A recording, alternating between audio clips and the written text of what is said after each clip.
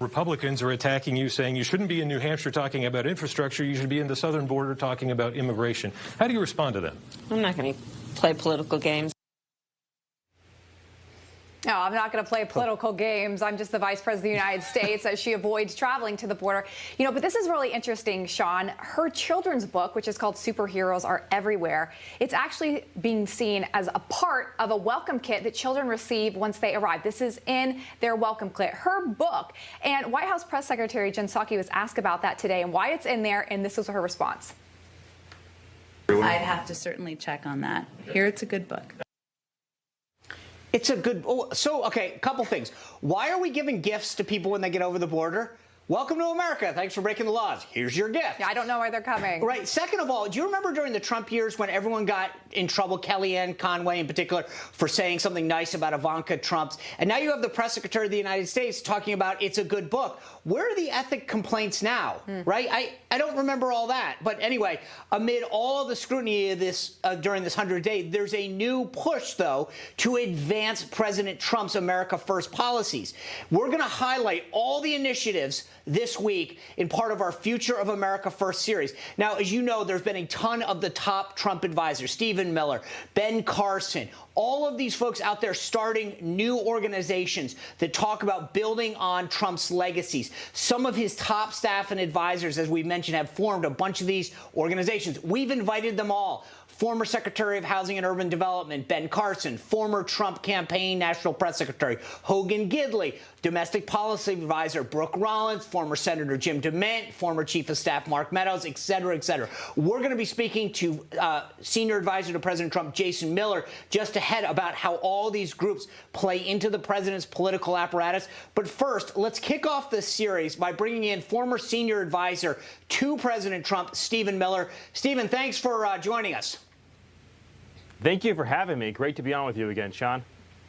Good to see you again. I want to get to your new group, America First Legal. You've got some breaking news that you're going to share with us. But first, I want to get to President Biden. He is addressing a joint session of Congress this Wednesday. Ahead of that speech, let's take a look at some of the promises he has not kept.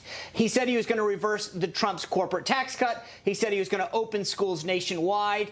That didn't happen. There was a mask mandate. That didn't happen. Extend the Voting Rights Act. That didn't happen. Make the DACA program permanent. That didn't happen. Stop family separation at the U.S. border. Stop border wall funding. Pledge to pick up. Those are all the pieces that he actually did keep. He pledged to pick up the pieces of Donald Trump's broken foreign policy. Here's what else he did do. He talked about rejoining the Iran nuclear agreement, something President Trump got out of. He joined the Paris Climate Agreement again, something President Trump got us out of. He's now instituting gun control legislation. He ended and got rid of that historic Keystone Pipeline that President Trump fought for.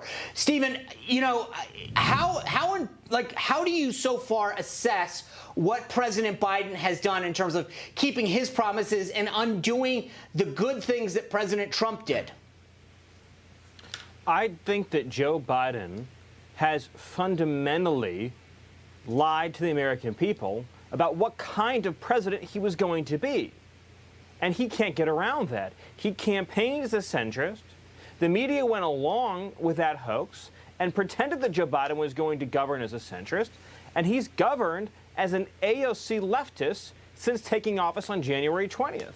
And I think that in his State of the Union address, I think the real question is going to be, are you going to see any sincere attempt to show real outreach to the middle of the country, or is it just going to be left-wing policy down the line? His best chance to do that is to say on the border crisis, I made a mistake, I was wrong, I triggered a crisis, we're going to change course.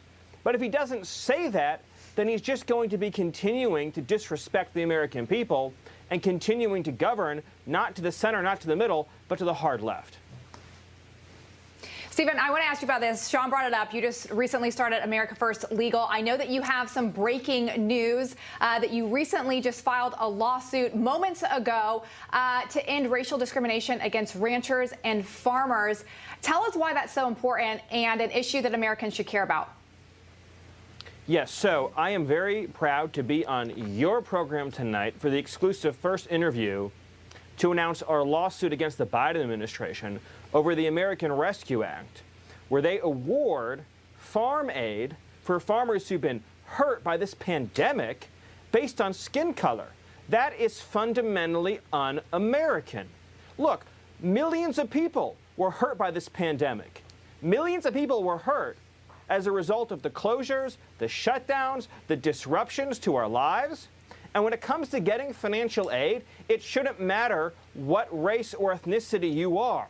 You can't make a more equal country, you can't make a more unified country if we split and divide based on race. That policy is illegal, and America First Legal has just filed suit in Texas. Our plaintiff is SUED Miller, the Texas Agriculture Commissioner, and we are suing to say that this lawless policy needs to be enjoined. And my organization, America First Legal, that I founded along with Mark Meadows and Matt Whitaker and Russ Vought and other leading lights of the Trump administration, is going to be the conservative response to the ACLU, defending real constitutional values, defending real civil liberties, and defending the real rights and freedoms that have been too long ignored because of the radical left attack on our judicial system. So, Stephen, you just answered my next question, which is like, what is the goal of America First Legal and who's involved with it? But walk us through. So what are those other big issues that you guys see on the horizon that you'll tackle? Yes. So let me delve deeper into the question that you were going to ask, which is that for years and years and years, we have seen left-wing legal groups, very well financed, attack conservatives, attack conservative policies, attack President Trump. We need, as conservatives, our own legal group to do the same, to end the unilateral legal disarmament, and that's what America First Legal is all about. Other really big issues we'd like to tackle are, for example, critical race theory. This is something that I think people in your audience may know about, but it's this idea that we are educating people, maybe indoctrination is a better word, in our schools, in our workplaces, and in the federal government, to judge people based on skin color. It's a rejection of MLK's vision. It's a similar problem to what we're seeing with this other lawsuit that we're doing. And so I would argue, and my organization would argue, that that violates federal non-discrimination rules. So that's an area we'd like to get involved in. We already are involved in Homeland Security, working with the state of Texas. We're going to continue to look for opportunities to file lawsuits to secure our southern border. Another really big issue is the right to life. That's an issue that has not been given, I think, enough defense in our courtrooms, and that's an area where we're going to look to litigate to protect the fundamental right of unborn children to live and flourish and to be able to grow and reach their full potential. So those are just a few of the issues, Sean, of many that we're going to be fighting on. So if people want to find out more about America First Legal, where do they go? So our website is aflegal.org, aflegal.org, and I would just really underscore that when we as conservatives abandon the legal fight, we're giving away one whole branch of government, and we can't do that. And so we need to get in there, get into the courtroom, file the right lawsuits in the right jurisdictions to uphold America First principles, and that's what my organization is doing. All right. Thank you for kicking off this series with us. Stephen Miller, congrats on the new organization. Thanks for sharing that lawsuit with us first exclusively. I appreciate it. Thank you. Hey, I'm Rob Finnerty. Thanks for watching. If you enjoyed this video, please join the conversation in the comments below. Don't forget to subscribe, too. Hit the bell icon to be alerted to breaking news. And remember, there's a whole lot more on Newsmax TV, America's fastest growing cable news network. Newsmax TV, we're real news for real people.